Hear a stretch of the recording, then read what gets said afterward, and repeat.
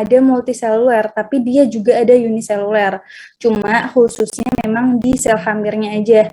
Makanya di sini tertulis bahwa jamur ini dia itu merupakan eukariot multiseluler kecuali sel hamir, karena sel hamir ini merupakan jenis jamur yang uniseluler. Tapi dia masuk tetap di klasifikasi jamur. Nah, kemudian jamur sendiri itu dapat berupa sel mikroskopis atau makroskopis. Makroskopis berarti teman-teman bisa melihat secara langsung, sedangkan untuk mikroskopis itu teman-teman perlu adanya bantuan mikroskop sehingga teman-teman bisa membedakan secara detail, baik itu dari bagian dalamnya, kan makroskopis kayak bagian fisik secara luar aja nih. Teman-teman belum tahu bagian di dalam jamur itu ada apa aja, sel-selnya seperti apa. Nah, nanti teman-teman bisa amati dengan menggunakan mikroskop. Kemudian, jamur juga memiliki sifat heterotrof. Ada yang tahu heterotrof itu apa? Izin menjawab, Kak. Oke, Elsa. Nah, baik heterotrof merupakan kemampuan untuk tidak bisa membuat makanan sendiri, sehingga dia memerlukan individu lain untuk menunjang aktivitas atau memenuhi kebutuhan nutrisinya. Oke. Contohnya apa? Cara adaptasinya dia sampai, kan dia nggak bisa cari makanan sendiri, tuh nggak bisa bikin makanan sendiri, perlu adanya individu lain. Contohnya seperti apa? Seperti tumbuh di sampah, seperti hewan seperti individu atau organisme saprofit, seperti itu, Kak. Oke. Terima kasih ya Elsa telah membantu menjawab. Tadi siapa ya yang satunya membantu menjawab juga, bisa menuliskan nama NIM di room chat ya, dan diberi keterangan menjawab. Nanti bisa menambah nilai keaktifan kalian. Jadi benar ya teman-teman, jamur sendiri itu dia sifatnya heterotrof, di mana dia itu tidak bisa membuat makanannya sendiri. Beda halnya dengan tumbuhan. Di kingdom pelantai, tumbuhan dia kan mempunyai klorofil, sehingga dia bisa memproduksi makanannya sendiri dan bisa untuk bertumbuh. Nah, sedangkan jamur ini tidak bisa, makanya dia antara jamur dan tumbuhan itu beda. Jadi dia bukan dalam satu kingdom. Kemudian, gimana Mbak caranya kok dia akhirnya bisa bertahan hidup? Yang pertama tadi benar yang dikatakan oleh Elsa terkait dia tuh saprofit, di mana dia itu membutuhkan kayak bahan-bahan organik atau senyawa organik yang nantinya dia itu akan dekomposir atau diurai gitu loh. Contohnya kayak ada sisa-sisa sisa-sisa organisme yang mati kayak bangkai hewan, kemudian daun mati, itu juga bisa diurai oleh si jamur ini karena dia merupakan atau dia itu berperan sebagai dekomposer. Nah, kemudian selain saprofit, dia itu juga sifatnya parasit. Karena ada beberapa contoh jamur kayak Pucina arasidis, di mana dia itu dapat menghambat pertumbuhan pada tanaman kacang. Jadi tidak semua dari jamur itu dia sifatnya saprofit, tapi juga ada yang parasit. Contoh juga penyakit di manusia, ada panu, itu kan disebabkan oleh jamur juga. Nah, itu jadi jamur itu juga dapat berperan sebagai parasit. Dan juga jamur tuh nggak selalu jelek juga ya, ada peranan baik yang nantinya teman-teman bisa ketahui fungsinya atau manfaat dari si jamur di industri. Kemudian ada yang mau berpendapat nggak? Tadi kan udah disebutkan bahwa perbedaan pertama yaitu terletak pada sifat si jamur itu yang dia tidak bisa menghasilkan makanan, sedangkan untuk tumbuhan dia kan bisa menghasilkan makanan. Terus ada perbedaan lain nih, ada yang mau berpendapat nggak perbedaan apa aja yang spesifik di tumbuhan dan di jamur perbedaannya? Ada yang mau berpendapat? Izin menjawab, Kak. Iya, ini siapa ya? Nabila ya? Iya. Oke, boleh. Mungkin kalau di tumbuhan itu sudah bisa dibedakan bagian-bagiannya kayak daun, terus batang, akar kayak gitu. Tapi kalau di jamur itu Kalau yang multiseluler itu juga sudah terdiferensiasi, tapi itu tuh tidak bisa disebut kayak misal, oh ini bagian akar, ini bagian daunnya, kayak gitu. Mungkin itu sih, Kak. Oke, benar. Nabila, makasih ya atas pendapatnya. Teman-teman yang lain, cowok deh, cowok. Dari tadi perasaan cewek terus deh. Review juga cewek. Sekarang cowok deh, gantian. Beta Dwiki, cowok ya ini? Nggak kelihatan soalnya. Oh Kak, Oke, silakan. tadi kan disebutkan ya kalau jamur itu tidak bisa membuat makanan sendiri, sedangkan tumbuhan bisa. Artinya itu tumbuhan punya klorofil, sedangkan jamur tidak punya, gitu Kak. Selain itu, yang spesifik. Tadi kan sudah saya sebutkan ya terkait klorofil, ada klorofil dan tidaknya. Yang satunya ada terkait tumbuhan juga. Tumbuhan tuh punya sistem apa sih? Yang ada dua, ingat nggak? Saya kasih clue deh, sistem vaskular. Apa aja, ada dua. Lupa Kak.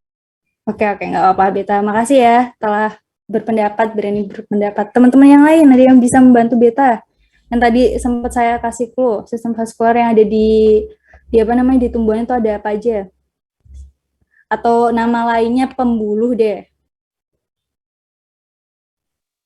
Izin menjawab, Kak. Oke, siapa ini? Bayu, Kak. lagi ya.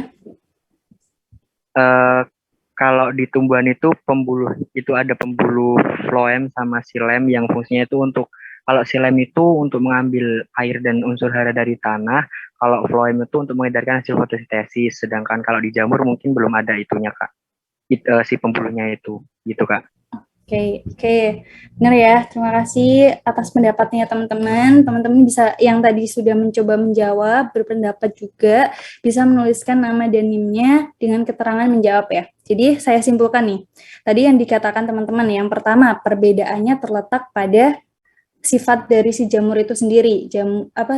Sifat dari jamur itu tidak bisa menghasilkan makanan sendiri, sedangkan tumbuhan dia bisa karena adanya klorofil itu. Kemudian kedua itu tadi terkait bagian-bagian yang di tumbuhan tuh kayak terlihat jelas gitu, bisa dibedakan dengan jelas, baik itu akarnya, tangkainya, batangnya, kemudian daunnya, dan lain sebagainya. Sedangkan jamur itu meskipun memang kelihatan bentuknya, tapi itu beda halnya dengan tumbuhan. Itu yang kedua. Kemudian yang ketiga terkait sistem pembuluhnya, sistem vaskularnya. Untuk jamur dia tuh tidak memiliki sistem vaskular, sedangkan untuk tumbuhan dia memiliki sistem vaskular berupa xilem dan floem. Nah, kemudian persamaannya, kenapa kok orang-orang bisa menganggap bahwa jamur ini hampir sama dengan tumbuhan? Karena adanya dinding sel. Sehingga kenapa beberapa orang terkecoh terhadap adanya dinding sel ini, padahal susunan dari dinding sel antara jamur dan tumbuhan itu beda. Jadi biasanya di jamur tuh susunan dinding selnya tuh dia cenderung lebih rendah dibandingkan di tumbuhan. Karena contohnya kayak apa ya? Nanti ada sih bagian di klasifikasinya, pokok dinding selnya terdiri dari kitin. Nah, sedangkan kalau di tumbuhan itu ada yang namanya lignin. Nah, lignin itu dia sifatnya keras banget. Dinding selnya diselubungi oleh lignin sehingga keras banget. Dan dia tuh tumbuhan tuh biasanya susah, makanya dicerna oleh ternak non-ruminansia. Makanya perlu adanya peranan rumen untuk memecah adanya lignin itu tadi, salah satunya itu ya.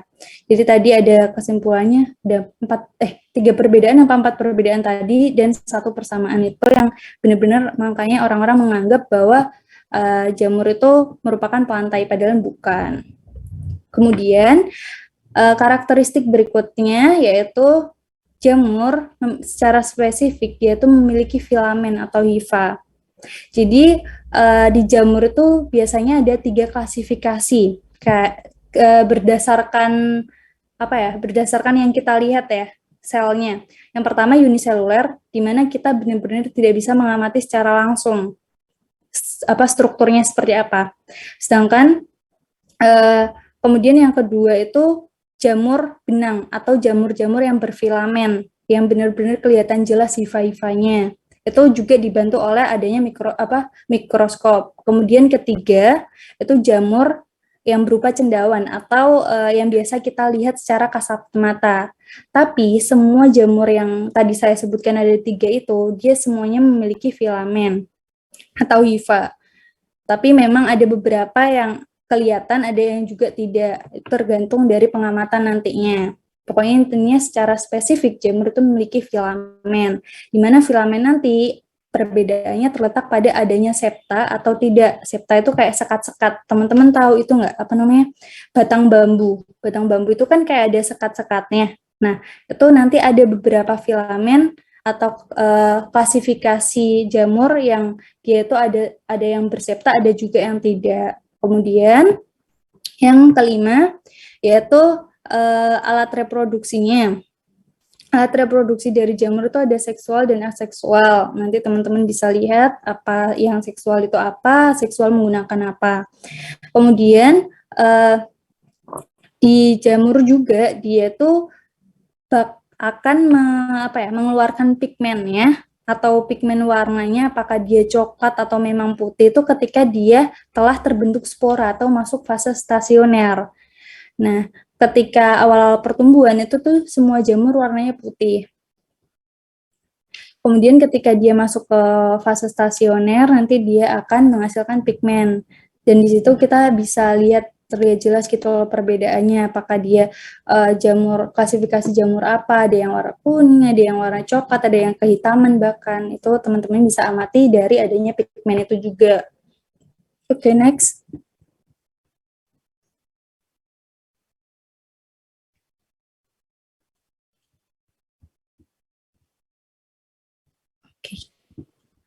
Cek suara saya masih jelas nggak ya, Pak? Terputus-putus? Masih, Kak. Jelas, Kak. Jelas, Kak. Nah, kemudian kita masuk ke struktur jamur. Tadi kan ada jamur multiseluler dan uniseluler. Untuk jamur multiseluler, teman-teman bisa lihat secara makroskopisnya di bagian tengah ini, di mana dia itu ada cincin atau anulus. Cincin atau anulus ini dia tuh merupakan kayak sisa dari pembungkus lamela ini, sisa dari pembungkus yang menyelubungi lamela. Jadi dia tuh juga gunanya untuk melindungi cendawan atau jamur ini yang dewasa, sehingga dia akan kokoh gitu. Nah, kemudian ada tudung atau basokard lah nama istilahnya. Jadi ini merupakan salah satu contoh jamur Basidiomycota, di mana dia itu memiliki basokard atau tudung, kayak bentuknya payung. Kemudian ada lamela. Lamela ini itu ada hifa, yang lamela ini dia memiliki atau menghasilkan spora yang nantinya akan digunakan proses reproduksi. Nah, kemudian ketika di zoom nih, si lamela ini dipotong, misal kita zoom, nanti akan terlihat di dalam lamela ini itu ada hifa. Nah, yang tadi ada hifa, kemudian ada septa, ada nukleusnya juga. Jadi teman-teman bisa amati apakah dia memiliki septa atau tidak. Kalau ada septa ya ini di bagian kanan itu ada garis-garis kayak gitu. Nah, kemudian di kumpulan dari hifa itu biasa kita sebut sebagai miselium. Itu teman-teman secara detailnya, misal teman-teman ingin membelah secara vertikal, nah itu nanti akan diperoleh seperti gambar di kiri, yang paling kiri. Itu kayak ada kumpulan hifa-hifanya, kayak serabut atau benang-benang. Kemudian ini merupakan badan buah, kemudian lamela itu merupakan sel penghasil sporanya, dan ada hifa, di mana kumpulan hifa kita sebut sebagai miselium. Oke, next.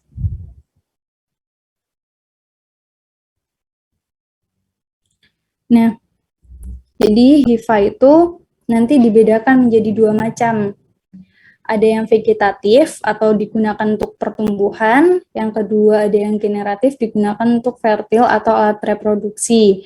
Jadi hifa nanti dia tuh dapat berfungsi untuk menyerap makanan dan juga bisa jadi digunakan sebagai alat reproduksi.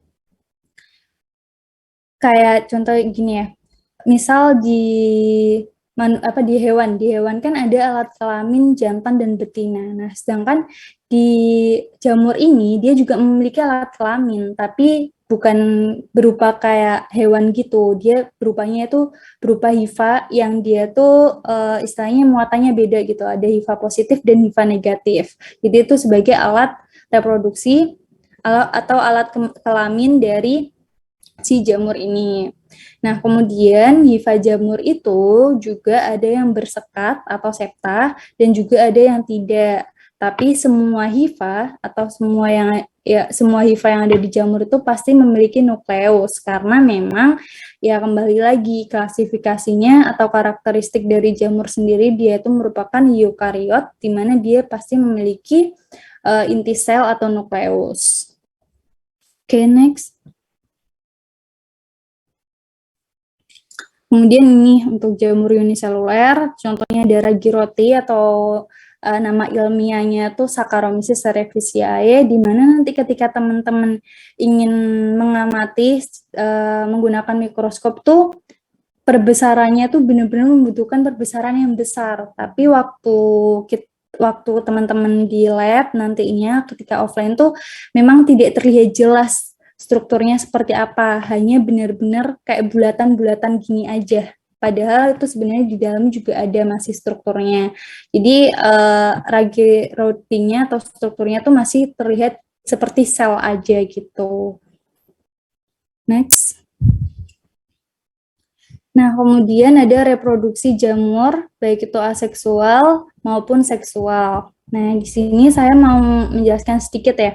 Tadi kan ada dua jenis jamur, maksudnya ada yang uniseluler, ada yang multiseluler. Untuk yang uniseluler itu biasanya aseksualnya dia pembentukan tunas. Jadi bedakan ya teman-teman antara fragmentasi dan pembentukan tunas. Untuk pembentukan tunas berarti dia tuh kayak istilahnya bercabang gitu. Nah, otomatis kan antara individu yang inang ini dengan yang tunasnya itu kan berbeda ukurannya. Sedangkan untuk fragmentasi itu dia itu antara individu yang lama dan individu yang baru itu sama ukurannya. Perbedaannya di situ ya. Meskipun sama-sama nantinya dia akan membelah ketika dia siap untuk menjadikan individu baru atau lingkungannya sudah sesuai. Nah, sedangkan untuk multiseluler dia itu aseksualnya bisa dua, bisa fragmentasi dan juga berupa spora aseksual. Untuk fragmentasi sendiri berupa pemutusan hifa ini, kemudian untuk spora aseksualnya tergantung dari klasifikasi si jamur itu sendiri. Bisa jadi dia menggunakan conidiospora, bisa jadi juga dia menggunakan sporangiospora. Itu tergantung dari klasifikasinya. Kemudian untuk reproduksi seksual itu juga menggunakan spora, baik itu multiseluler maupun uniseluler. Nah, perbedaannya apa Mbak antara spora aseksual dan spora seksual? Perbedaannya tuh teman-teman bisa lihat kalau spora aseksual otomatis dia tidak mengalami peleburan atau istilahnya kayak perkawinan gitu. Dia hanya spora aseksual itu nanti dia itu akan mengalami pembelahan mitosis yang nantinya pembelahan mitosisnya itu biasanya terletak di kotak spora atau yang biasa disebut conidiospore, itu merupakan tangkainya, dan ada conidiosporum ya, pokoknya yang belakangnya itu merupakan kotak, kalau for itu biasanya tangkainya. Jadi misal conidiospore itu berarti dia merupakan tangkai conidia, sedangkan untuk conidiosporum itu merupakan kotak dari conidiospora, seperti itu ya. Nah, nanti misal kita spora seksualnya berupa conidiospora ya. Nah, nanti conidiospora ini dia akan mengalami pembelahan mitosis. Dia akan melepas sporanya. Teman-teman bisa lihat ya, ini conidiospora di gambar sebelah kanan. Itu kayak gambar kipas ya. Kayak kipas itu. Nanti dia tuh akan melepas. Ketika sudah matang dia akan melepas, dan ketika kondisinya memang sesuai dan lingkungannya telah baik gitu untuk proses pertumbuhannya dia menjadi hifa baru, itu bisa istilahnya apa ya? Kayak misal nih, biji dia akan melepas, kemudian akan disalurkan atau dihembuskan oleh angin, dan bisa jadi biji itu tumbuh di tempat lain dengan kondisi yang sesuai. Sama halnya dengan spora, nanti spora itu akan melepas sporanya, kemudian spora-spora itu apabila dia telah dikondisikan yang sesuai, maka spora itu akan berkembang menjadi hifa dan nantinya akan berkembang menjadi individu baru berupa jamur itu sendiri.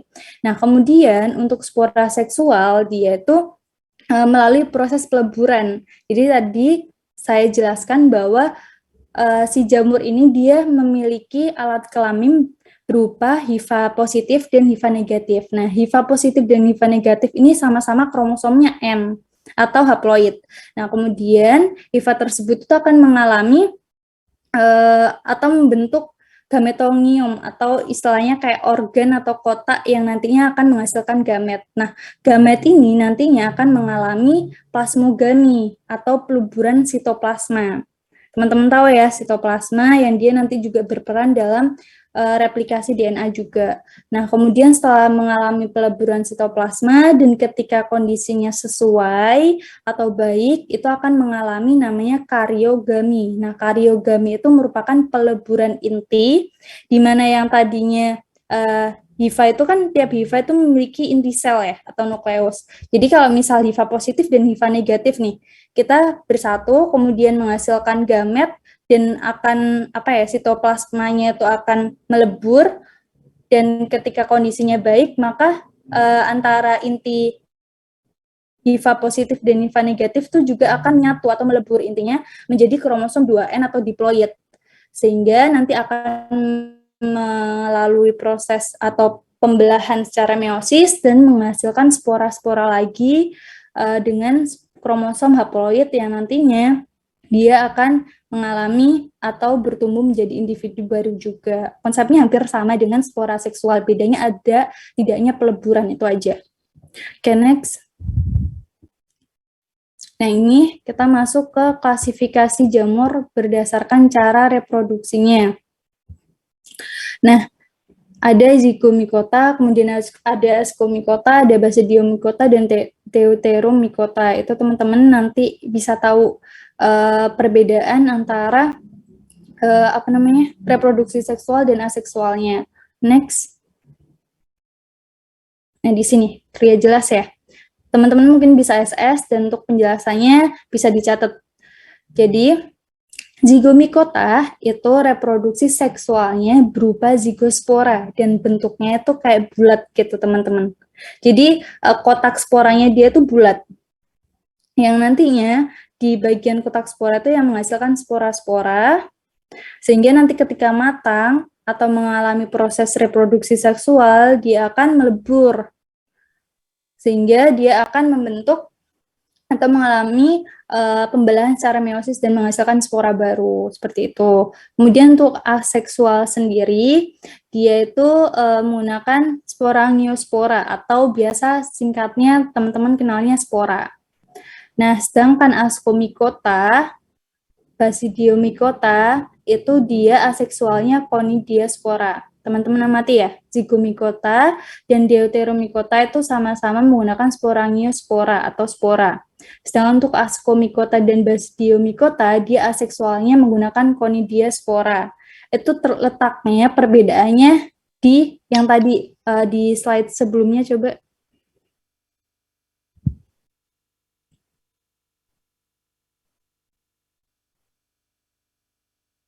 Slide sebelumnya lagi. Nah, di sini teman-teman bisa lihat ya, di bagian bawah gambar yang di bawah itu kan ada sporangiospora dan ada conidiaspora. Jadi perbedaannya tuh hanya di bentuknya gitu loh, teman-teman. Dan kalau perbedaannya, kalau di conidiaspora itu istilahnya apa ya?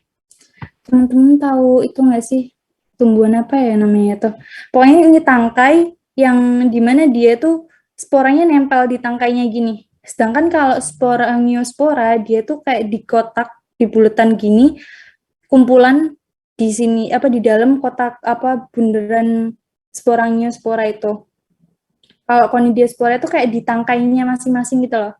Paham ya? Semoga paham. Oke, next.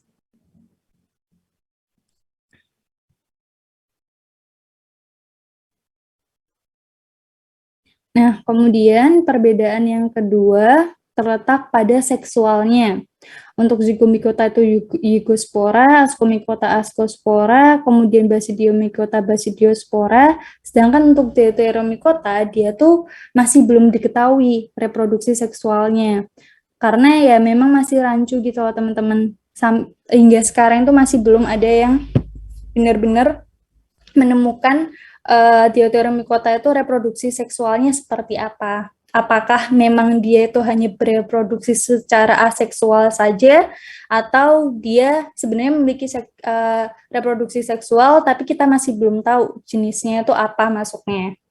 Nah, kemudian perbedaannya ada di hifanya juga. Yang Zygomicota dia itu hifa senositik. Hifa senositik itu merupakan asepta atau dia tidak memiliki sekat atau tidak bersepta. Nah, sedangkan untuk Ascomycota, Basidiomycota, Deuteromycota itu memiliki sekat semuanya. Nah, karena Zygomicota itu tidak memiliki sekat, maka inti selnya dia itu akan tersebar merata gitu, teman-teman. Sedangkan kalau Ascomycota itu biasanya tiap sekat kotaknya itu hanya satu inti sel. Nah, kemudian untuk Basidiomycota, hifanya itu juga bersekat. Dan hifa vegetatifnya itu mempunyai satu inti haploid. Berbeda halnya dengan Ascomycota dan Deuteromycota. Nah, kemudian ini untuk dinding selnya, tadi sempat saya singgung bahwa di jamur itu dia memiliki dinding sel dari zat kitin. Nah, kemudian Ascomycota itu inti selnya banyak dibanding Zygomicota. Kemudian, secara spesifik juga, Basidiomycota dia itu memiliki basidiokarp atau seperti payung yang teman-teman bisa lihat, atau badan buah. Beda halnya dengan Zygomicota dan Ascomycota. Kemudian Deuteromycota juga sama, dia memiliki dinding sel dari zat kitin. Dan untuk Zygomicota sendiri, dia tuh punya haustoria. Haustoria ini maksudnya kayak apa ya?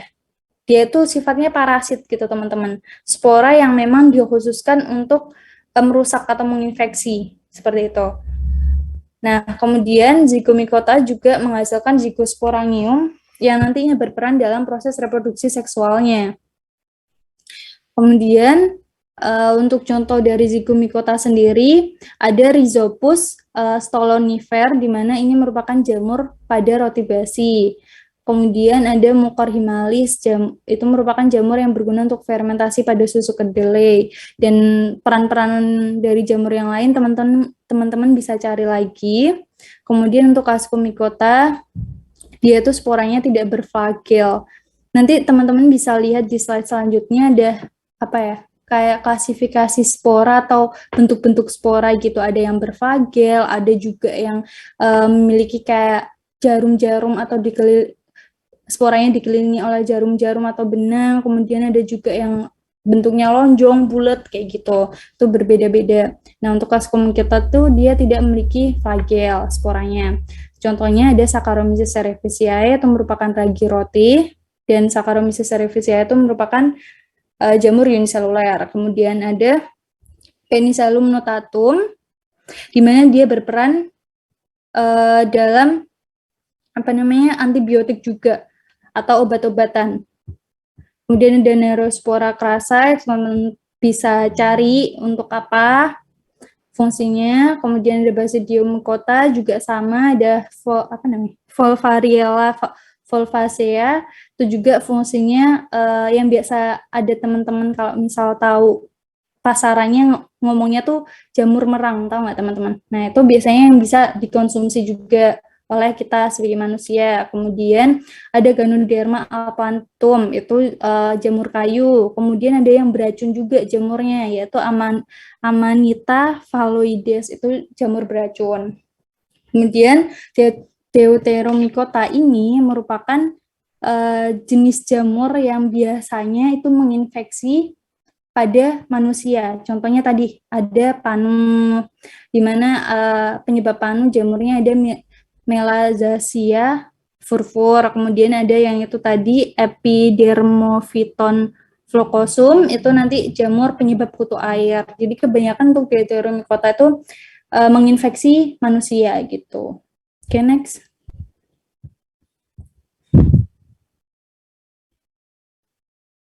Nah, di sini tadi. Jadi, spora itu memiliki banyak bentuknya. Itu tergantung dari klasifikasi tadi. Jadi, disesuaikan dengan kebutuhannya dia sendiri. Ada HEVA vegetatif, dia memiliki flagel, di mana nanti HEVA vegetatif itu kan berarti dia untuk menyerap ya, teman-teman. Menyerap nutrisi makanannya, sehingga dia memiliki flagel untuk penyerapan itu sendiri. Kemudian ada sporangiofor, bentuknya ya teman-teman bisa lihat, kemudian ada conidia juga, kemudian ada oidiofor, kemudian ada chlamydiospora, di mana dia tuh kayak apa ya, istilahnya kayak matahari tapi dia punya jarum-jarum, dan chlamydiospora ini juga sifatnya menginfeksi itu. Oke, next. Nah, selain jamur itu dapat menginfeksi, jamur juga memiliki banyak manfaat. Contohnya untuk pangan, pembuatan tape, kecap, tauco, yang biasa teman-teman tahu ya, proses fermentasinya seperti apa, bisa menggunakan Rhizopus oryzae. Kemudian ada untuk kecap biasanya menggunakan Aspergillus oryzae, itu juga teman-teman bisa cari lebih jauhnya, contoh-contohnya seperti apa. Kemudian untuk pakan, kan teman-teman tahu ya, jerami itu dia merupakan limbah yang paling besar di Indonesia juga.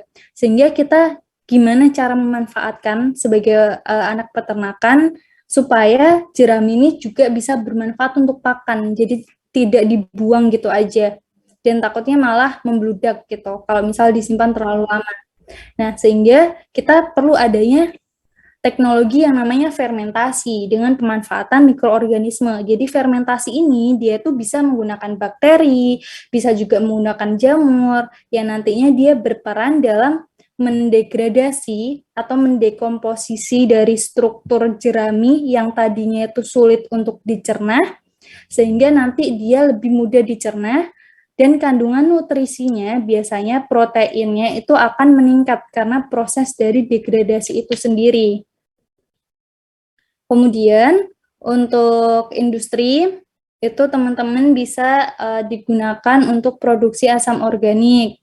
Contohnya ada asam fumarat, di mana itu merupakan yang biasanya kita gunakan tuh Rhizopus nigricans. Kemudian ada enzim contohnya ada jamur Penicillium sp yang digunakan untuk menghasilkan selulase untuk mencerna selulosa. Kemudian ada antibiotik yang tadi contohnya ada penicillum yang dia berfungsi sebagai obat antibiotik, dan masih ada jenis banyak lainnya untuk contoh-contoh dari jamur itu sendiri dan manfaatnya. Oke, next. Nah, di sini kita masuk dalam pengamatan morfologi jamur yang nantinya akan teman-teman lakukan ketika teman-teman offline, apabila memilih offline. Itu teman-teman yang pertama mengamati apakah hifa ini bersepta atau tidak. Kemudian mengamati pigmennya, apakah dia transparan atau keruh, apakah dia memiliki warna atau tidak. Kemudian warnanya apa kalau misal memang dia berwarna. Kemudian untuk yang kedua, kita mengamati dari spora seksual dan aseksualnya. Kita dapat mengamati dari bentuknya yang tadi Iconidia-spora, dia bentuknya kayak kipas. Sedangkan untuk Sporangiospora, dia bentuknya bulat kayak gitu. Kemudian Basidiospora, dia bentuknya kayak payung. Jadi teman-teman bisa mengamati dari klasifikasi yang tadi bentuknya, morfologinya seperti apa. Oke, next. Kemudian kita mengamati badan buahnya. Entah itu dia sporangium itu maksudnya kotaknya, kotak dari sporanya seperti apa, bulat atau kipas, kayak gitu juga dia mati. Kemudian ada bentuknya seperti apa, kemudian warna dan letaknya itu di mana, itu juga dia mati. Kemudian yang kelima ada dasar badan buah. Maksudnya di sini dia tuh apakah berupa kolumella atau vesikula. Vesikula itu kayak kantong-kantong gitu, teman-teman. Kemudian untuk pendukung badan buahnya itu teman-teman bisa amati apakah dia tunggal atau dalam bentuk berkas. Kemudian apakah dia bercabang atau tidak. Kemudian ada juga bentuk-bentuk khusus lainnya kayak stolon. Nanti ada gambarnya stolon tuh apa ya? Stolon tuh kayak dia nanti deh ada gambarnya lebih detailnya lebih gampang. Kemudian rizoid, kemudian zat kakinya seperti apa, kemudian apakah dia apofisa atau tidak, chlamydiospora atau tidak, atau mungkin bentuk khusus lainnya juga teman-teman bisa amati dari pengamatan menggunakan mikroskop. Oke, next. Nah, di sini teman-teman bisa lihat ya. Jadi di Fastolen tuh biasanya, teman-teman tahu nggak sih kalau misal kita punya roti nih, rotinya itu ternyata menjamur atau udah kadaluarsa, otomatis kan tumbuh jamur. Nah, biasanya di bagian permukaan roti itu tuh merupakan jamur yang hifanya stolon. Nah, sedangkan kalau misal udah masuk ke dalam bagian dalam roti itu pivarizoid udahan kayak gitu. Oke, next.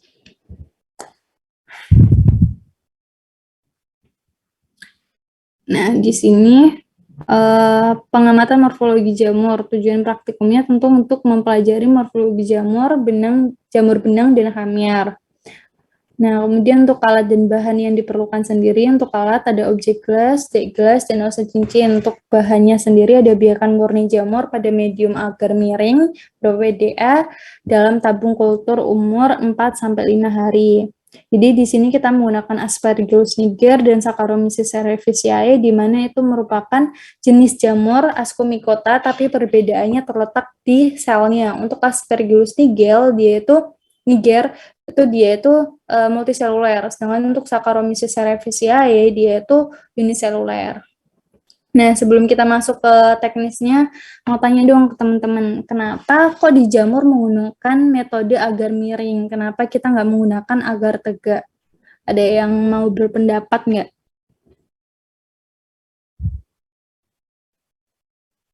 Suara saya masuk nggak sih? Kok pada diem ya? Masuk, Kak? Kayak ada yang mau membantu saya berpendapat, nggak apa-apa. Siapa nih?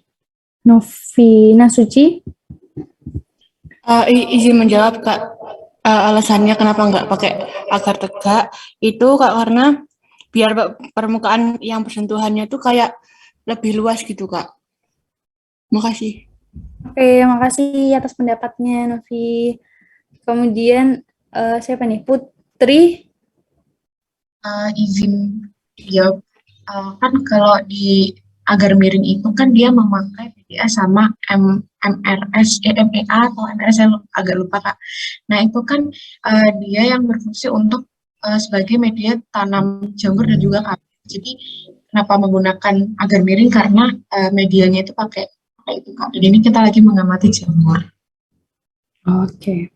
Kalau misal, oke, terima kasih ya Putri dan Novi bisa menuliskan nama dan NIM-nya serta keterangan menjawab di room chat. Nah, kalau misal nih sama-sama nih pakai PDA, tapi saya pinginnya pakai metode agar tegak, boleh nggak sih? Dan apa namanya, spesies yang saya gunakan atau mikroorganisme yang saya gunakan juga sama, Aspergillus niger dan Saccharomyces cerevisiae. Coba.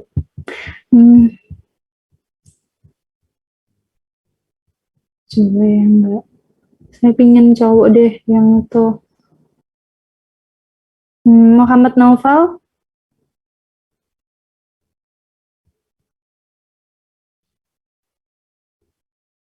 Halo, Muhammad Naufal, apakah ada di room?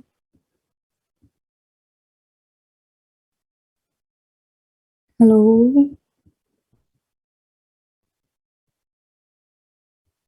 Masuk nggak sih suara saya? Masuk, Mbak. Masuk, Kak. Masuk Kak. Naufal ada di room nggak ya? Ada Kak. Tadi baru balik dari toilet. Oke. Jadi tadi belum tahu ya pertanyaan saya. Saya mau tanya dong, pendapat aja nggak apa-apa. Kita kan sama-sama berdiskusi, jadi sama-sama mencari tahu kebenarannya seperti apa. Jadi nggak perlu malu atau takut untuk berpendapat apakah memang salah atau enggak gitu. Nanti juga sama-sama saya benarkan gitu nantinya. Kalau misal saya pingin menanam Aspergillus niger menggunakan medium PDA, tapi metodenya menggunakan agar tegak, bisa nggak? Oh,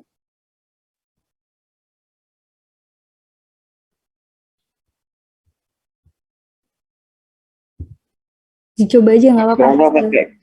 Harusnya nggak bisa sih, Kak. Kenapa tuh? Kok nggak bisa?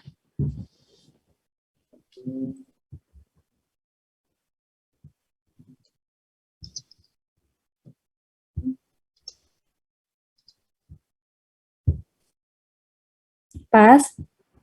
Masih kurang tahu, Kak. Oke. Makasih ya, Muhammad Naufal. Jadi, mungkin di beberapa room dari teman-teman asisten mungkin ada yang lupa ya untuk menjelaskan terkait ini. Jadi, kan ada metode yang namanya agar miring dan agar tegak. Dan ada PD. Untuk agar miring biasanya kita menggunakan medium PDA dan MEA. Kemudian untuk yang agar tegak biasanya menggunakan MRS. Di mana untuk MRS sendiri atau agar tegak sendiri dikhususkan untuk bakteri. Sedangkan untuk agar miring biasanya dikhususkan untuk jamur dan hamir, ya kan? Nah, sebenarnya itu kita kalau misal pingin mengganti bakteri, kan bakteri biasanya menggunakan agar tegak ya. Nah, kita pingin pindah ke agar miring itu sebenarnya nggak apa-apa. Tapi perlu diingat untuk karakteristik si bakteri itu sendiri. Kenapa kita untuk jamur dan hamir menggunakan agar miring? Karena memang kebanyakan dari jamur dan hamir sifatnya dia itu aerob. Sedangkan untuk bakteri itu kebanyakan anaerob. Makanya kita menggunakan metode agar tegak. Sedangkan untuk yang jamur dan hamir, dia itu umumnya merupakan aerob. Sehingga itu juga mempengaruhi dari metode yang kita gunakan nantinya. Jadi misal teman-teman punya bakteri yang sifatnya dia aerob. Nah, teman-teman nggak apa-apa pakai metode agar miring. Ya, karena disesuaikan dengan karakteristik si mikroorganisme itu sendiri. Tuh, tambahan informasi aja ya buat teman-teman. Oke, next.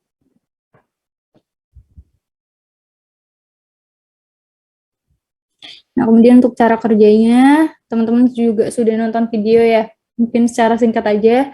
Jadi yang pertama tentu kita perlu metode aseptis tetap. Kita bersihkan menggunakan alkohol, baik objek gelas dan dek gelasnya, supaya tidak ada lemak dan debu yang menempel dan nantinya akan mempengaruhi dari hasil pengamatan kita juga. Nah, kemudian OSE yang kita akan gunakan untuk pemindahan kulturnya atau pemindahan tabung dan hamirnya ke objek gelas itu juga dilakukan sterilisasi menggunakan bunsen atau direct flame dengan api langsung, sehingga proses pemindahan kultur juga terjadi secara aseptis. Nah, kemudian diambil sedikit biakan jamurnya menggunakan lance cincin dan diletakkan di objek gelas. Jangan lupa objek gelasnya itu sudah diberi aquades terlebih dahulu, baru nanti teman-teman letakkan si biakan jamur itu sendiri. Kemudian apabila ternyata tidak merata atau menggumpal, teman-teman bisa ratakan menggunakan ose cincin, atau mungkin kalau misal memang susah menggunakan ose cincin, bisa menggunakan peranan dari 2 buah ose jarum itu, sehingga bisa terpisah dan merata di bagian aquades itu sendiri. Oke, next. Nah, kemudian objek gelas ditutup dan diusahakan tidak terdapat gelembung udara di dalam preparat, karena memang nanti malah takutnya ketika kita amati menggunakan mikroskop itu ada gelembung-gelembung, dan itu takutnya malah teman-teman mengiranya itu spora, padahal itu bukan spora. Sehingga benar-benar diamati bahwa memang objek gelasnya atau proses penutupan menggunakan dek gelas itu tertutup dengan rapat. Kemudian kita amati perbesaran menggunakan perbesaran lemah terlebih dahulu 10 kali 10. Gunanya teman-teman mengamati bentuk dari si jamur itu sendiri.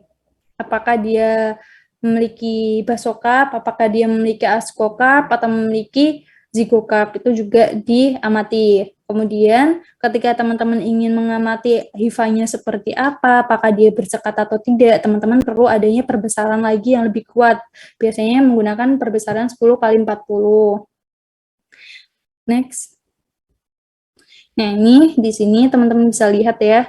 Jadi untuk yang sebelah kiri itu merupakan Aspergillus niger, di mana dia merupakan jamur multiseluler dan dia sendiri itu memiliki spora, teman-teman bisa lihat, kemudian ada hifaspora, kemudian ada conidianya sendiri, kemudian tangkai. Sebenarnya ini sepertinya gambarnya salah deh. Harusnya conidia tuh kayak kipas gitu ya, teman-teman. Jadi ini merupakan spora seksualnya. Nah, kemudian untuk yang gambar sebelah kanan itu ada sel Saccharomyces cerevisiae. Kenapa kita sebut sel? Ya, karena memang dia uniseluler dan ketika dia amati itu tidak terlihat susunan atau bagian-bagian seperti pada gambar yang Aspergillus niger, karena dia memang butuh perbesaran yang lebih besar banget, tapi di lab kita masih belum ada, jadi makanya kita dapat menemukan perbedaannya ketika dilakukan atau diberi perlakuan yang sama perbesarannya. Itu teman-teman bisa melihat, jadi perbedaan antara multiselular dan uniselular terletak pada bagian yang sulit terlihat ketika di uniselular. Oke, next. Oke, mungkin dari saya, apabila nanti teman-teman ada pertanyaan atau masih ada yang dibingungkan dan waktunya cukup, bisa ditanyakan di akhir diskusi. Kemudian kita akan lanjut ke acara pertumbuhan mikroba yang akan dijelaskan oleh Mas Wari. Waktu dan tempat dipersilakan. Oke, terima kasih Mbak Arista atas waktunya. Oke, teman-teman, untuk acara selanjutnya kita akan membahas mengenai acara pertumbuhan mikrobia.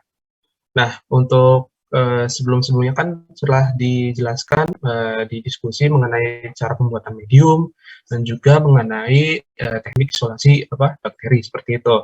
Nah, kemudian setelah kita melakukan acara tersebut, kita di sini akan membahas mengenai pertumbuhan mikrobia sehingga teman-teman di sini itu akan mengerti bagaimana apa saja sih yang terjadi pada saat si mikrobianya itu kita tumbuhkan dalam suatu medium. Nah, sebelum kita masuk ke diskusi, sebelum kita masuk lebih dalam, apa sih itu pertumbuhan? Jadi proses pertumbuhan itu merupakan suatu proses seperti penambahan kuantitas atau penambahan jumlah dari komponen-komponen sel yang ada di dalam mikroba seperti itu. Seperti contohnya dalam bakteri, dalam proses pertumbuhan itu dia atau si bakteri ini akan yang namanya menghasilkan atau mensintesis yang namanya komponen-komponen seluler seperti contohnya ada ribosom, kemudian pola, kemudian komponen lainnya itu akan disintesis yang kemudian akan berlanjut pada proses perkembangbiakan atau perbanyakan sel seperti itu. Kemudian untuk proses pertumbuhannya ini dapat dinyatakan dalam bentuk ukuran. Nah, kemudian diikuti dengan penambahan jumlah dari selnya, kemudian pertambahan dari ukuran selnya, kemudian penambahan berat atau disebut penambahan biomasa dari selnya itu sendiri. Nah, kemudian sifat dari pertumbuhan mikrobia ini bersifat irreversibel. Seperti itu. Nah, mungkin teman-teman di sini ada yang ingin menjelaskan mengenai pengertian pertumbuhan secara irreversibel. Apakah ada yang tahu, teman-teman? Oke, Siva terlebih dahulu. Silakan, Siva Rahmawati. Baik, Kak, izin menjawab. Jadi pertumbuhan irreversibel itu pertumbuhan yang tidak dapat kembali ke semula kayak gitu. Jadi ya saat bertumbuh ya tidak bisa kembali ke posisi awal gitu, Kak. Terima kasih. Oke, benar ya. Untuk pertumbuhan irreversibel itu sifat dari pertumbuhan yang tidak berjalan mundur itu. Jadi untuk pertumbuhan itu akan terus bergerak atau timeline itu secara maju seperti itu, tidak dapat mundur atau tidak dapat kembali seperti bentuk semula. Kemudian slide selanjutnya di sini kita akan membahas mengenai mikrobia ya, karena untuk pertumbuhan yang organisme yang kita amati di praktikum pertumbuhan mikrobia itu ya adalah mikrobia. Jadi apa sih mikrobia itu? Kita akan bahas, kita telaah lebih dahulu apa itu mikrobia. Jadi mikrobia itu kata mikrobia. Jadi mikrobia itu terdiri dari kata mikro dan bio, bia atau bio.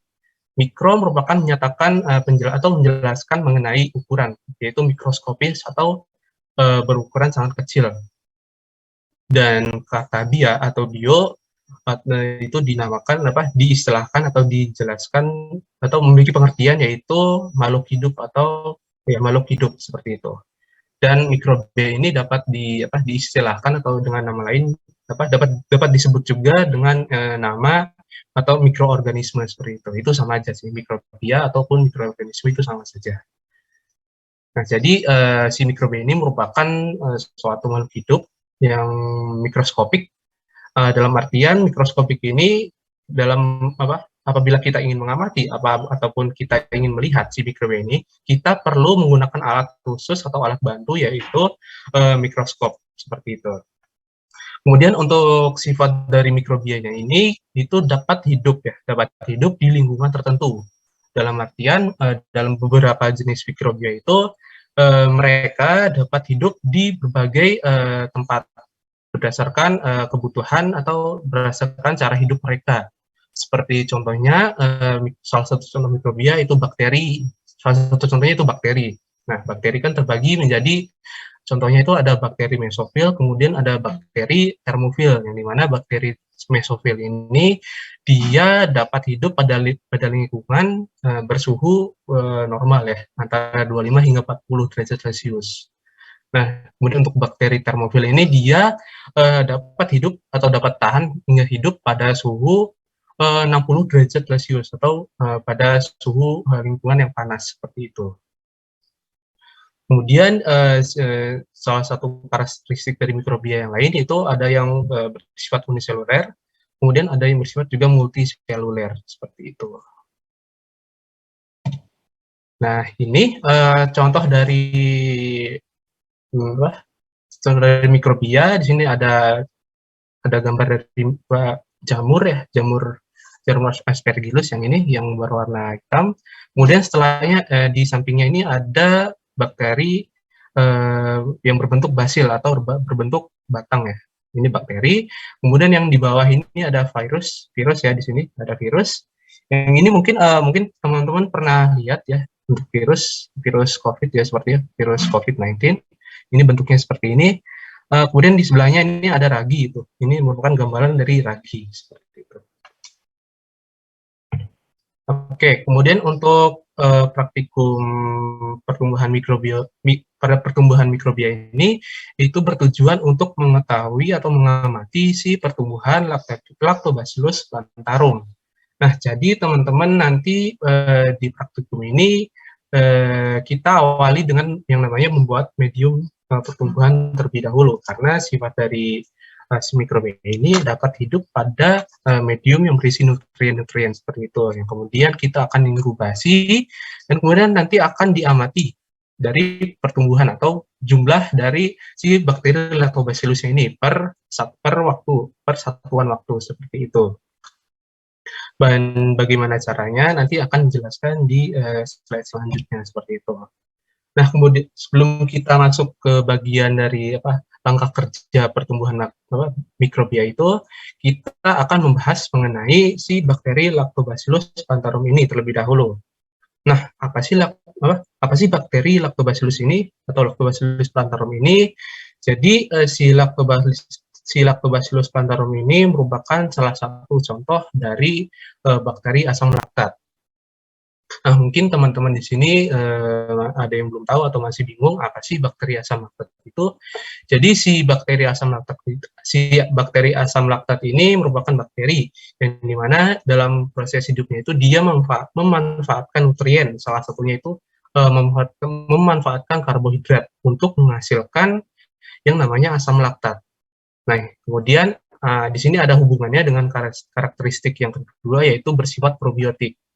Nah, jadi gini, si bakteri asam laktat ini dia akan memanfaatkan karbohidrat untuk melakukan proses fermentasi ya. Di mana proses fermentasinya ini nanti akan menghasilkan asam laktat. Nah, kemudian selain asam laktat, hasil fermentasi itu terdapat contohnya itu seperti asam asetat, kemudian ada alkohol, kemudian ada CO2, dan kemudian akan dihasilkan yang namanya zat antimikrobia atau antipatogen seperti antimikrobia, yang dimana zat antimikrobial ini disebut yang namanya bisa disebut yang dinamakan bakteriosin seperti itu. Nah, bakteriosin ini akan dihasilkan oleh bakteri asam laktat, salah satunya Lactobacillus plantarum. Sehingga karena terdapat banyak asam laktat di dalam hasil fermentasi ini menyebabkan si bahan pangan yang difermentasikan oleh bakteri asam laktat ini akan bersifat asam atau pH-nya cukup rendah seperti itu. Seperti contohnya teman-teman pada saat mengonsumsi yogurt ataupun minuman susu probiotik seperti Yakult itu kan memiliki rasa yang cukup masam ya. Nah, itu karena di dalamnya terdapat asam laktat. Nah, karena si pH bahan pangannya ini seperti contohnya susu ini itu bersifat asam, itu menyebabkan bakteri-bakteri patogen lain itu tidak dapat tumbuh di bahan pangan ini. Contohnya itu tadi susu. Jadi karena si pH-nya ini, pH susunya ini asam, menyebabkan bakteri patogen atau bakteri perusaknya itu tidak dapat tumbuh di susu ini, seperti itu. Sehingga kenapa disebut probiotik, yaitu karena dia dapat menghambat pertumbuhan bakteri patogen atau memberikan manfaat kepada organisme lain seperti contohnya manusia itu dengan menghambat bakteri patogen pada bahan pangan seperti susu sehingga dapat dikonsumsi seperti itu. Kemudian karakteristik lainnya yaitu si bakteri Lactobacillus plantarum ini itu bersifat berbentuk batang atau berbentuk bacillus dan merupakan bakteri gram positif seperti itu. Nah, kemudian untuk medium pertumbuhannya atau si bakteri Lactobacillus plantarum ini itu dapat tumbuh pada suhu 39 derajat Celcius atau berada di antara 38 hingga 40 derajat Celcius seperti itu. Dengan pH dengan pH 6,8 itu mendekati netral atau hampir netral seperti itu.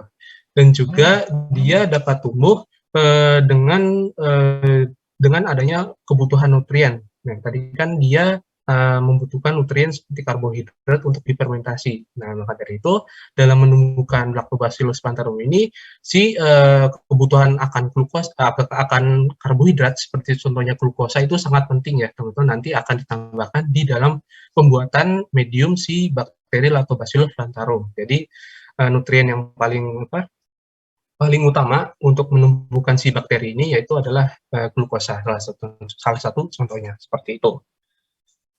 Kemudian untuk selanjutnya, jadi di sini kita akan membahas mengenai medium pertumbuhan si bakteri Lactobacillus plantarum ini.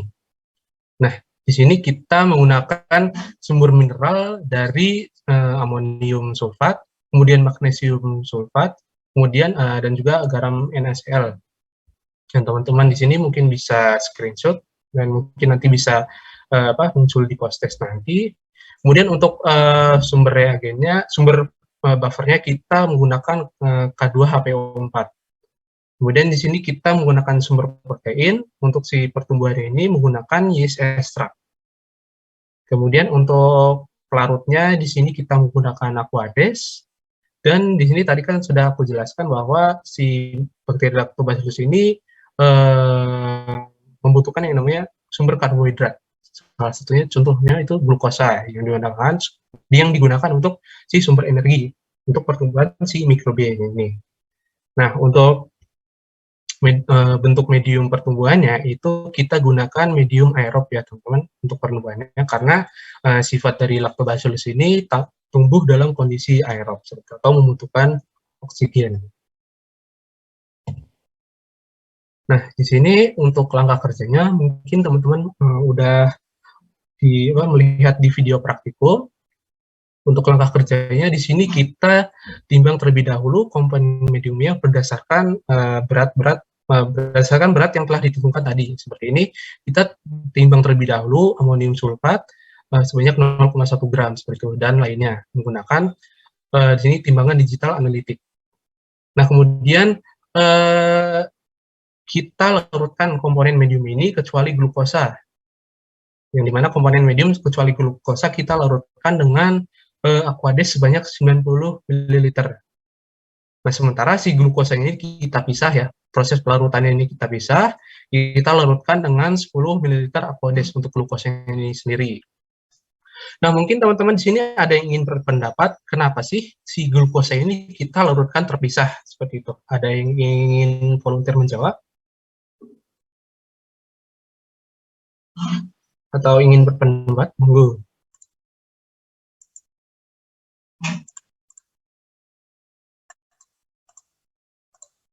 Oke, mungkin kalau tidak ada yang ingin menjawab. Oke, sebentar ya. Oke, mungkin karena tidak ada yang ingin menjawab, untuk Novita, silahkan, apakah masih ada di room? Halo, Novita?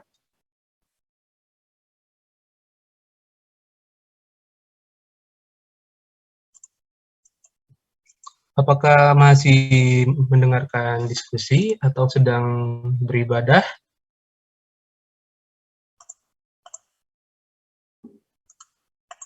Oke, mungkin oh ya. Halo.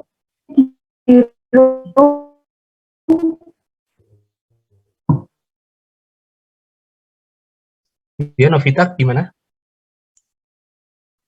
Ya, Kak. Sinyalnya jelek. Oke. Boleh dijawab dari pertanyaan saya tadi, kenapa tadi si glukosa ini kita larutkan terpisah ya?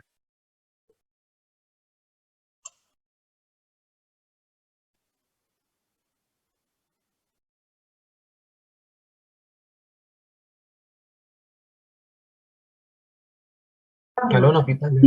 Biar partikelnya terurai dan reaksinya semakin cepat, Kak. Bagaimana? Mohon maaf, bisa diulang? Biar partikelnya terurai dan reaksinya terjadi semakin cepat. Oke, boleh. Aku pengen dengar lagi dari pendapat yang lainnya. Oke, Nabila Azizah, monggo. Izin menjawab, Kak. Mungkin kalau tidak salah itu glukosa dipisahkan supaya glukosa itu tidak berikatan dengan komposisi lainnya atau tidak berikatan dengan komponen lainnya ketika dilarutkan bersamaan, yang mengakibatkan nanti hasilnya itu bakal rancu atau melenceng dari seharusnya gitu. Oke, boleh. Terima kasih, Nabila. Mungkin aku pengen dengar lagi dari satu orang, Titi. Oh ya, Valentino boleh? Izin menjawab, Pak. Kalau tidak salah dari praktikum yang kemarin itu, kenapa glukosa itu dipanaskan secara terpisah? Karena jika ikut dipanaskan, itu akan terjadi reaksi meleleh atau karamelisasi. Seperti itu, Pak. Nah, oke, karena ini udah mendapatkan jawaban yang benar ya. Terima kasih untuk Valentino. Untuk jawabannya benar ya, karena si glukosa ini apabila kita panaskan, itu akan terjadi yang namanya proses karamelisasi seperti itu. Sehingga dalam pembuatan mediumnya ini kita pisahkan si glukosa ini dan kemudian kita larutkan secara terpisah. Seperti itu. Oke, terima kasih Valentino. Silakan menulis nama dan menjawab di kolom chat seperti itu. Oke, untuk tahap selanjutnya di sini dalam pembuatan mediumnya ini kita sesuaikan dulu si pH mediumnya ini antara pH 6,8 hingga 7.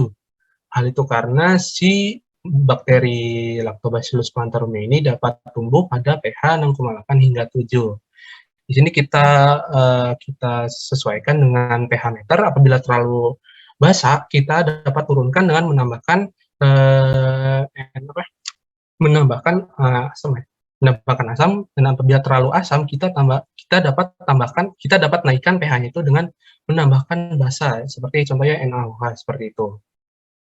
Kemudian setelah kita sesuaikan pH-nya, kita homogenkan dan kemudian kita panaskan menggunakan magnetic stirrer yang sudah dijelaskan di diskusi pengenalan alat. Kita panaskan kita homogenkan dan dipanaskan dengan magnetic stirrer seperti itu. Dan kemudian di sini kita medium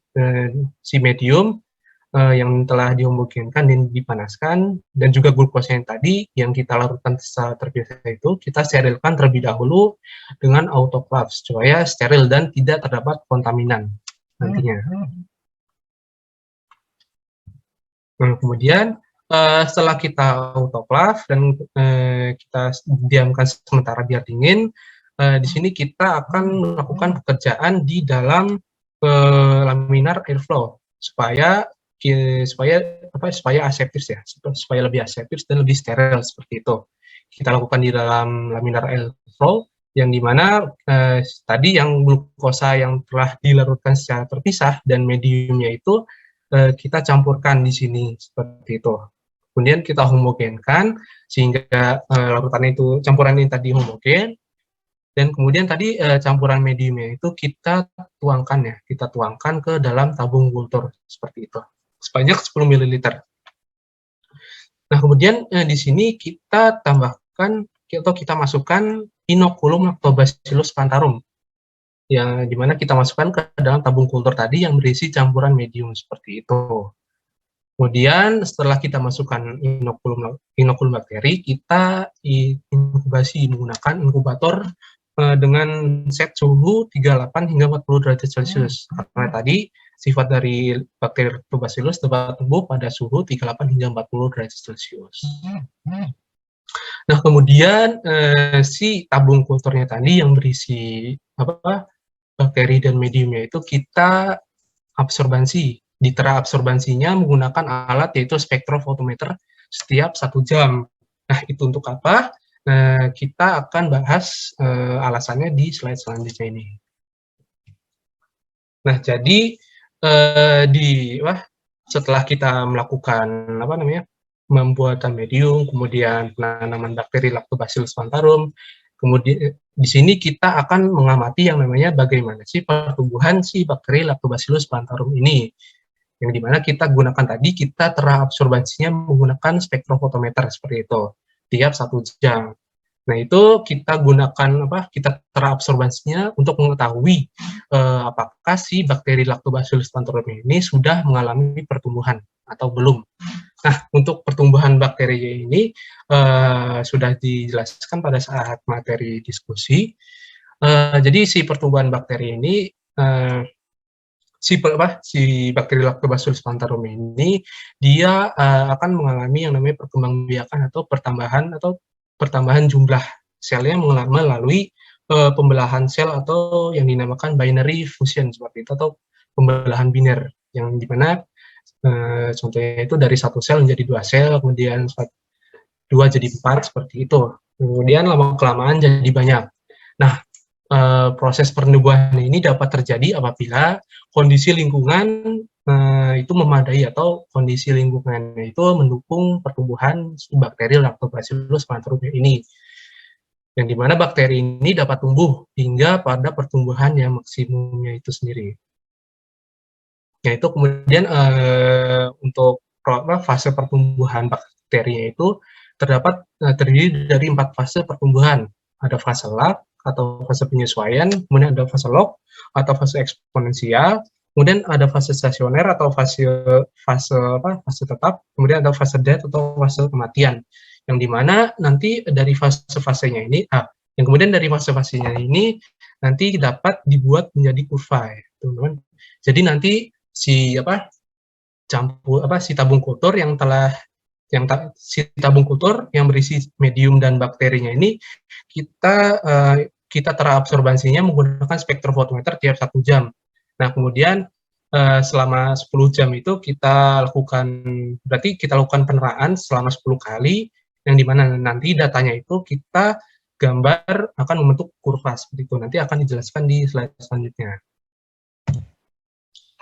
Nah, di sini kita akan menjelaskan terlebih dahulu mengenai fase pertumbuhan bakteri, kultur bakteri, yaitu fase pertama itu ada fase lag.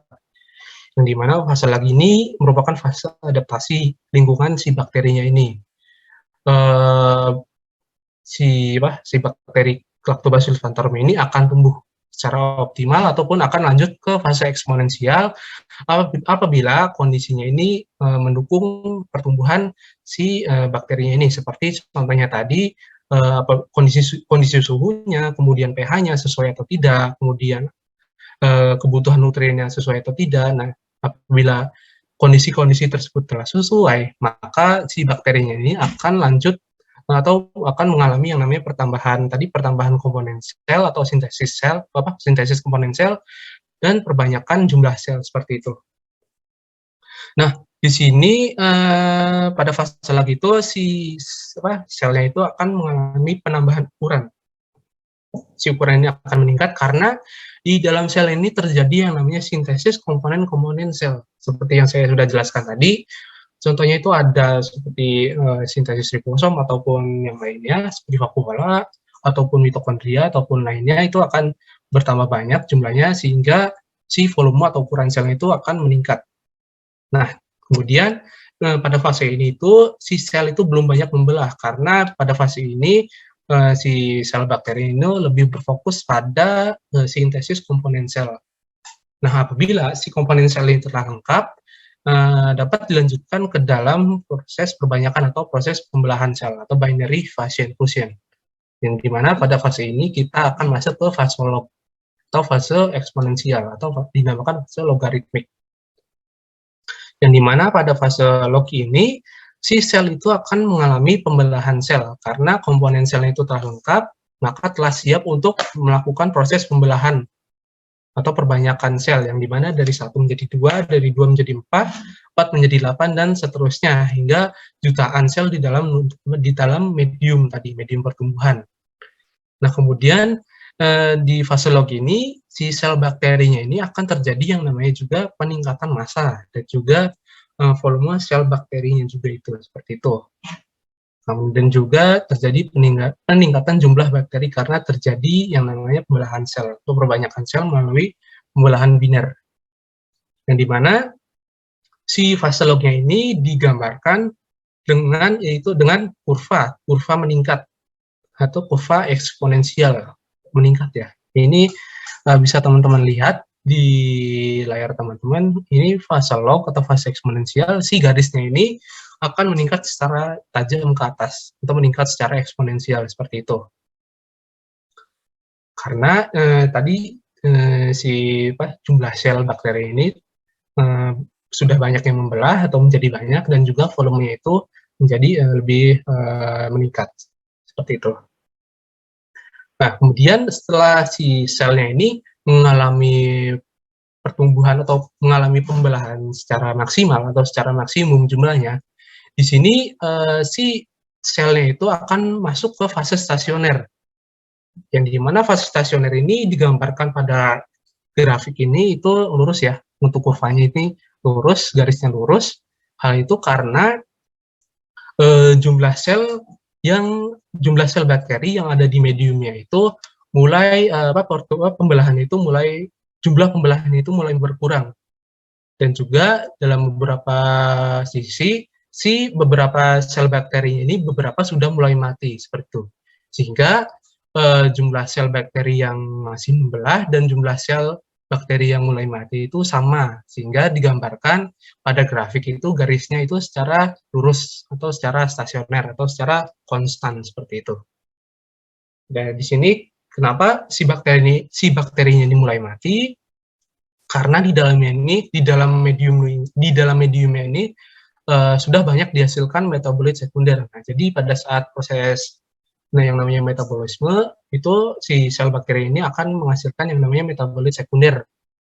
Dan juga kadar nutrien yang di dalam medium ini sudah mulai menurun karena sudah dimanfaatkan oleh si bakteri ini untuk proses sintesis komponen sel dan juga digunakan untuk proses pembelahan sel seperti itu.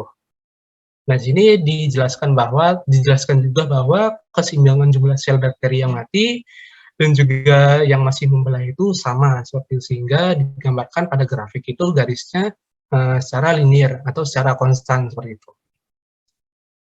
Nah, setelah masuk ke fase sesioner, si fase pertumbuhan bakteri ini akan masuk ke fase death atau fase kematian. Nah, di mana fase death ini dikarenakan di dalam medium ini si nutriennya itu sudah habis ya, sudah benar-benar habis, dan juga metabolit sekunder yang dihasilkan itu sudah terlalu banyak, sehingga bersifat toksik terhadap si bakterinya itu sendiri, sehingga menyebabkan bakterinya itu mati. Selain itu juga terjadi persaingan antar sel untuk mendapatkan nutrien, sehingga apabila satu sel itu kalah dalam persaingan, maka sel itu akan kalah persaingan dan akan mati seperti itu. Dan juga di sini terjadi penurunan yang namanya penurunan populasi bakteri yang masih hidup seperti itu. Dan yang paling banyak di sini adalah jumlah bakteri yang telah mati. Nah, kemudian bagaimana sih kita mengetahui di dalam medium itu si bakterinya ini tumbuh atau tidak? Nah, di sini kita gunakan yang namanya pengukuran optical density atau OD. Seperti itu. Di mana tujuannya itu untuk mengetahui pertumbuhan mikroorganisme selama proses isolasi bakteri atau proses inkubasi bakteri seperti itu. Nah, tadi kan di akhir proses penanaman bakteri kan kita terabsorbansinya menggunakan spektrofotometer. Nah, untuk pengukuran OD-nya ini kita gunakan alat tadi spektrofotometer. Seperti itu.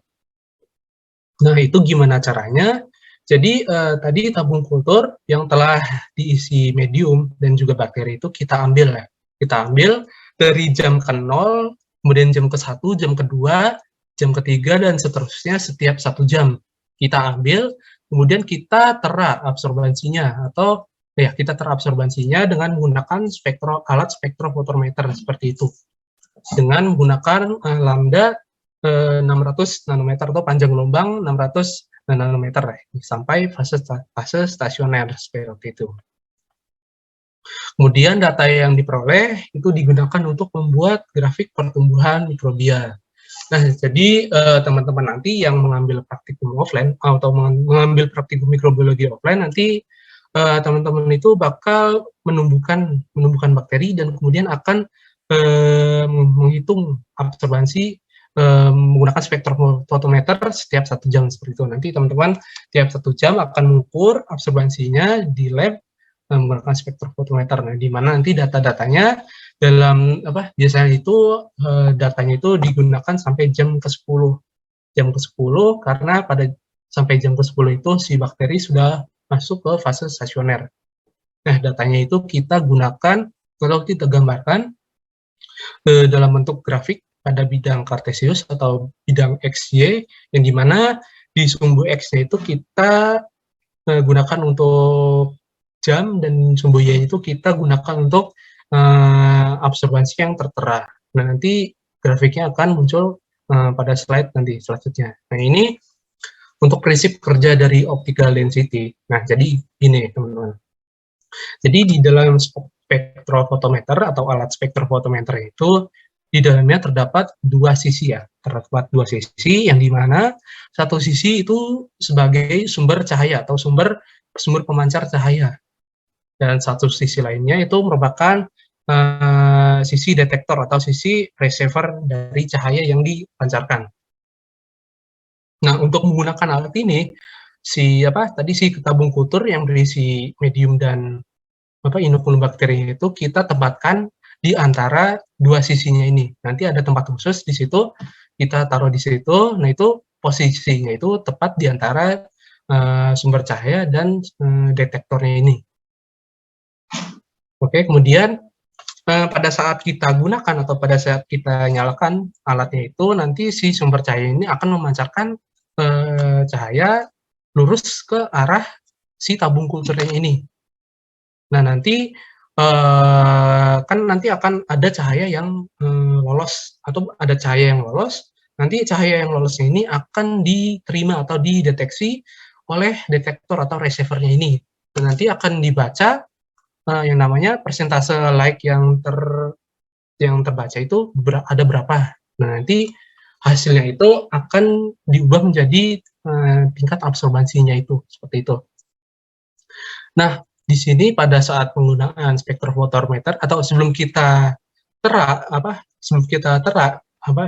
baca tabung kultur yang berisi bakteri, kita gunakan yang namanya tabung yang berisi belangko atau tabung belangko seperti itu. Kita gunakan tabung belangko, kita ter terlebih dahulu atau kita nolkan terlebih dahulu berdasarkan belangkonya itu. Kemudian kita ganti dengan tabung kultur yang berisi bakteri. Nah, nanti bakal ketahuan berapa absorbansinya. Jadi nanti apabila pertumbuhan bakterinya ini makin banyak, maka jumlah cahaya yang diterima oleh receiver itu semakin sedikit. Nah, itu nanti nilai absorbansinya. Namun nilai absorbansinya itu nanti akan semakin besar seperti itu.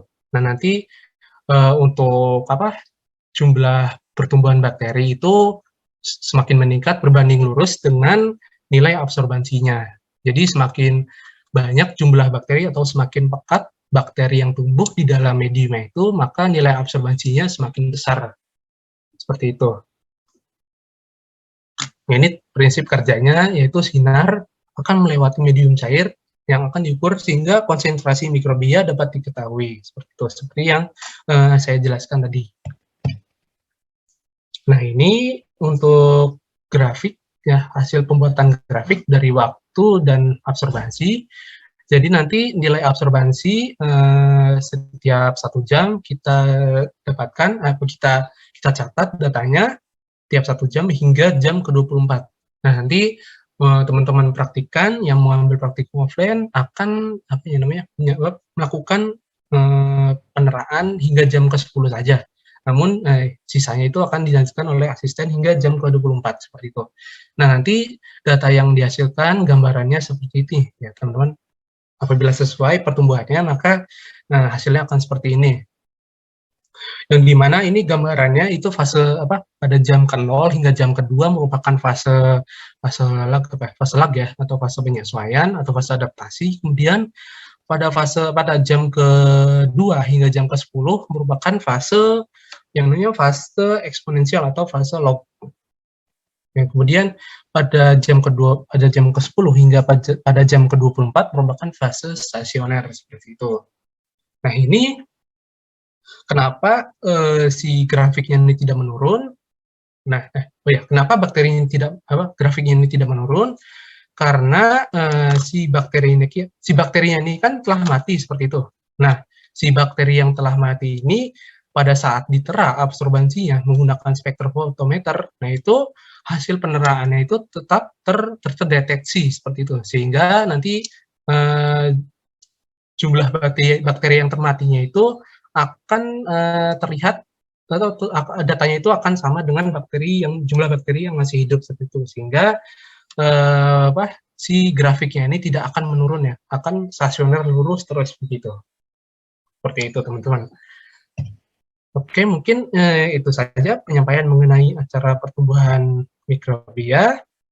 Karena sesi penyampaian materi sudah selesai, maka selanjutnya kita akan masuk ke sesi tanya-jawab. Mungkin untuk sesi pertama kita akan buka untuk 3 pertanyaan dari teman-teman praktikan. Silakan untuk teman-teman praktikan, apakah ada yang ingin ditanyakan?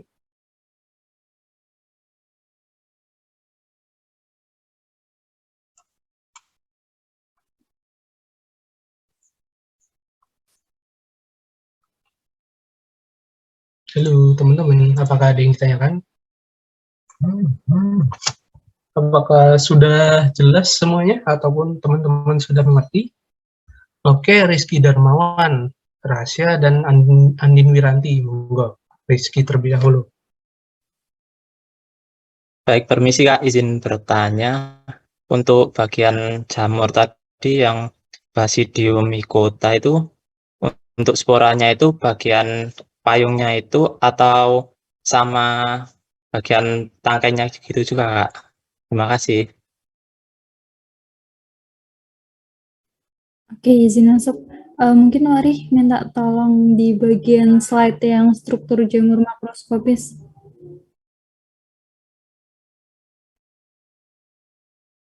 Terima kasih atas pertanyaannya, Rizky. Next ke atas. Nah, ini. Yang ke atas. Yang tadi. Slide awal-awal, bukan. Ke atas. Nah, ini yang struktur jamur. Jadi ini Rizky bisa lihat ya, di bagian tudung atau basokarp atau payung ini, dia itu di bagian dalamnya ada yang namanya lamela. Nah, lamela ini dia tuh yang isinya tuh ada hifa, inti sel, septa, di mana nanti itu produksi dari sporanya sendiri ada di bagian dalam lamela ini sendiri. Apakah cukup menjawab? Cukup Kak, terima kasih Kak. Oke, terima kasih juga atas pertanyaannya. Mungkin dilanjut untuk pertanyaan lain, saya kembalikan ke moderator. Oke, terima kasih Rizky. Silakan menuliskan nama dan nama NIU dan kelompoknya di kolom chat. Kemudian untuk Rasya, silakan. Baik, terima kasih atas waktunya. Saya mau bertanya. Tadi kan Mbak Artandi bilang di karakteristik jamur itu ada jamur yang sifatnya saprofit ya Pak? Atau jamur yang dia tuh mengambil makanan dari benda hidup atau makhluk hidup. Tapi yang saya tahu juga ada jamur yang sifatnya itu parasit Kak. Nah pertanyaan saya, di praktikum kita kali ini kita mempelajari jamur yang saprofit atau yang parasit sih Kak? Atau emang dua-duanya kita pelajarin gitu Kak? Terima kasih. Kalau misalnya ada perbedaan itu apa Kak? Oke, izin menjawab. Tadi sebenarnya sempat, terima kasih ya Rasya sebelumnya atas pertanyaannya. Tadi sebenarnya sempat saya singgung juga terkait sifatnya yang parasit juga. Jadi tidak hanya saprofit, tapi juga parasit. Contohnya tadi ada pada tanaman kacang. Dia itu ada salah satu jamur yang namanya Pucina arasidis kalau nggak salah. Nah, itu nanti dia akan menghambat pertumbuhannya karena sifat dari si jamur Pucina arasidis itu yang parasit. Nah, terus kalau misal kamu tanya terkait sebenarnya morfologi jamur ini kita mempelajari terkait apa sih? Sebenarnya pada intinya morfologi jamur itu kita mengetahui struktur bagian-bagian yang ada di jamur sesuai dengan tujuan dari praktikum morfologi jamur ini. Terkait informasi tambahan tentang sifatnya yang parasit, kemudian contohnya, kemudian ada jenis sporanya atau bentuk spora yang dimana dia ada yang memiliki chlamydiospora yang dimana dia bisa menginfeksi juga. Kemudian ada satu lagi yang namanya di zygomicota tuh lupa Heutoria atau apa, itu juga yang dimana dia merupakan spora, jenis spora yang sifatnya dia tuh parasit. Jadi sebagai informasi tambahan aja terkait sifat dari si jamur atau karakteristik jamur. Jadi lebih ke bagian-bagiannya saja. Apakah cukup menjawab? Oke, terima kasih banyak. Oke, terima kasih. Oke, terima kasih. Untuk pertanyaan selanjutnya, silakan untuk Andin untuk bertanya.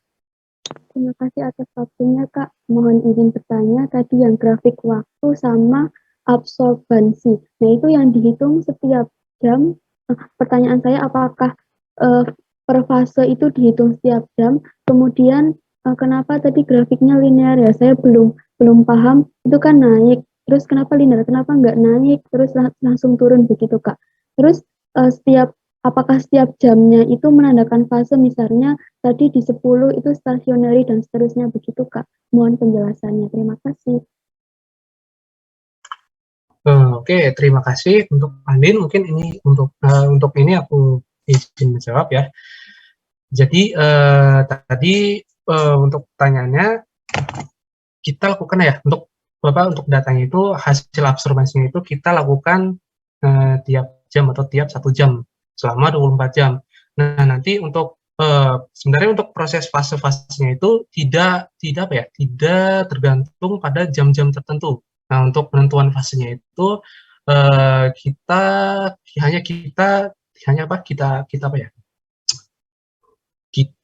posisikan atau fasenya itu kita tentukan berdasarkan bentuk grafiknya itu ya. Nah, jadi ini mungkin bentuknya ini kan tadi fase 0, fase kedua itu bentuknya itu linear agak meningkat gitu. Untuk grafiknya itu bisa kita simpulkan bahwa di fase itu si bakteri ini mengalami yang namanya fase penyesuaian atau fase lock seperti itu. Nah, untuk grafiknya ini sebenarnya tergantung dari pembuatan mediumnya itu. Seperti contohnya itu nanti pada saat perlakuan misalkan penggunaan glukosa itu lebih sedikit, mungkin nanti bentuk grafiknya mungkin tidak seperti ini, seperti itu. Mungkin dari Andin apakah masih maaf. Untuk pertanyaan selanjutnya ini mengenai fase stasioner ini. Jadi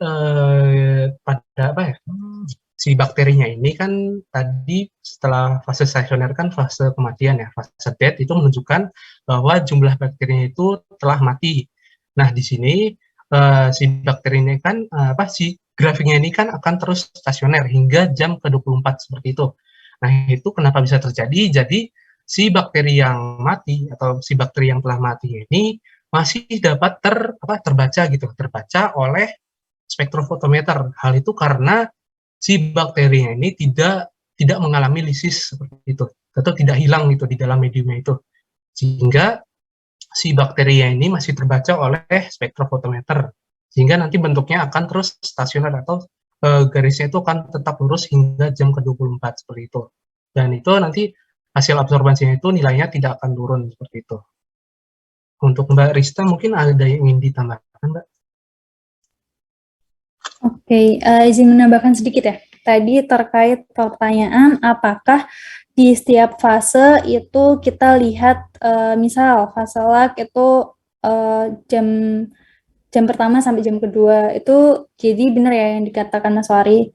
Jadi memang tidak dilihat dari jamnya, tapi kita lihat berdasarkan hasil grafiknya. Jadi kita menentukan fase itu apakah lag, apakah lock, atau stasioner, ataukah kematian, itu dilihat dari hasil grafiknya.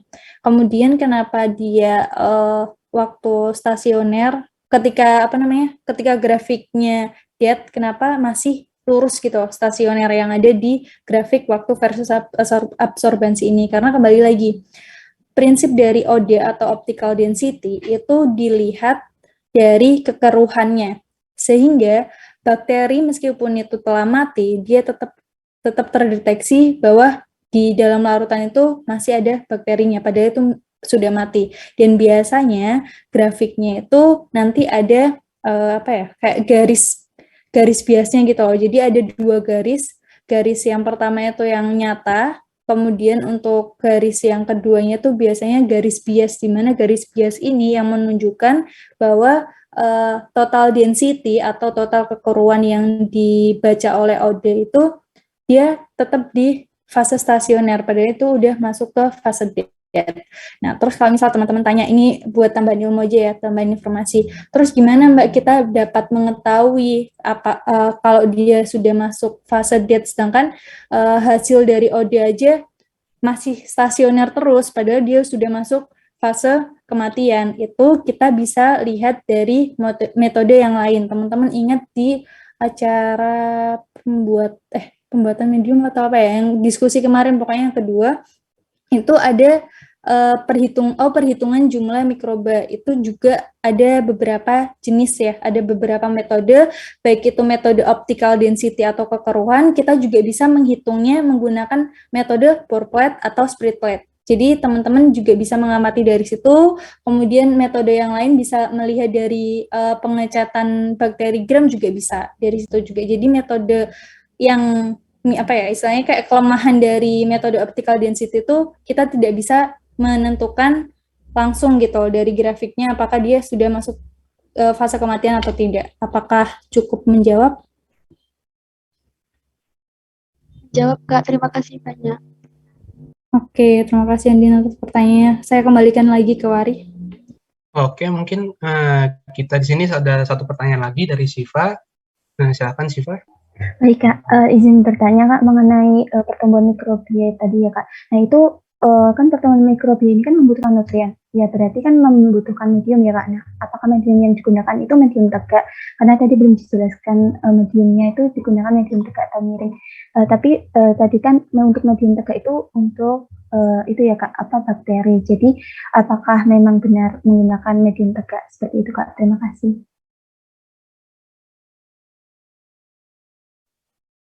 Oke, di sini untuk mohon maaf tadi belum aku jelaskan ya untuk pertumbuhan bakterinya ini kan si Lactobacillus plantarum ini kan merupakan bakteri aerob ya, termasuk bakteri aerob dan di mana untuk bakteri aerobnya ini kita tidak dapat tumbuhkan ya, kita tidak dapat tumbuhkan dalam medium tegak karena apabila di medium tegak itu kan si bakteri itu terdapat di dalam mediumnya ini. Maka untuk jenis medium yang kita gunakan di pertumbuhan mikrobia ini, kita gunakan medium cair seperti itu. Dari Mbak Rista mungkin ada yang ditambahkan? Oke, sedikit menambahkan. Jadi benar ya, untuk Lactobacillus plantarum itu merupakan jenis bakteri asam laktat. Tapi kembali lagi, Lactobacillus plantarum itu ada dua jenis. Ada yang anaerob fakultatif, ada juga aerob yang dikatakan nasuari. Itu tergantung dari tujuan kita nantinya. Tapi kebanyakan di lapangannya Lactobacillus plantarum itu merupakan anaerob fakultatif. Jadi meskipun kita letakkan atau kita tanam menggunakan medium tegak atau mungkin medium miring juga nggak apa-apa karena dia masih bisa hidup di adanya oksigen. Nah, kemudian yang digunakan pada cara pertumbuhan bakteri ini memang mediumnya berupa medium cair, bukan medium berupa medium agar. Oke. Mungkin itu aja tambahannya. Apakah sudah cukup menjawab? Menjawab Kak, terima kasih. Oke, terima kasih pertanyaan atas dari Siva. Oke, teman-teman, karena di sini waktunya sudah lewat 3 menit ya dari waktu seharusnya. Jadi untuk diskusi pada siang hari ini kita tutup saja. Kita cukupkan sampai sini saja. Oke, untuk sebelum kita aku informasikan terlebih dahulu bahwa jangan lupa untuk teman-teman praktikan untuk mengerjakan kuis atau mengerjakan post-test praktik untuk mengerjakan post-test acara pertumbuhan mikrobia dan morfologi jamur yang bisa teman-teman akses di ELOG. Selain itu juga jangan lupa untuk mengerjakan resum materi per acara dan dikumpulkan pada hari Kamis besok pukul 12 siang seperti itu. Oke teman-teman, itu saja untuk info dari saya. Sebelum kita tutup diskusi pada sore hari ini, alangkah lebih baiknya kita berdoa terlebih dahulu, berdoa berdasarkan kepercayaan dan tata caranya masing-masing, berdoa dimulai.